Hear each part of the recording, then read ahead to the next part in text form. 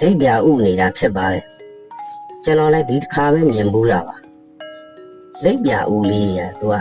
တန်းစီနေတာပဲဥလေးကနှစ်တန်းလွဲလေးတွေဥသွားတာဥမှာလဲသူကအမွှေးမြင်လေးတွေပါပါတယ်သူကရုံမွေးပုံစံမျိုးလေးအမွှေးလေးတွေကနှုတ်ဖတ်နေတာဥကလည်းအတန်းလေးနှစ်တန်းကိုသူကတန်းစီနေအောင်ဥသွားတာအဲ့လိုအတန်းကြီးနှစ်တန်းကိုနှစ်တန်းဥသွားတာမွေးလေးတွေကမြင်လာဥရဲ့အမွေးလေးတွေကလေးတိုက်တဲ့ခါမှာပြီးနေတာဥလေးတွေကလိပ်ပြဥတာဒီတစ်ခါပဲမြင်ဘူးတာပါ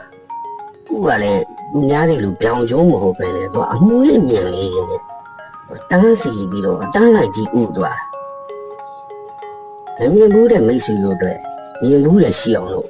ဘုဒ္ဓအနေဖြင့်တက်ဆက်ပေးလိုက်ရခြင်းဖြစ်ပါလေ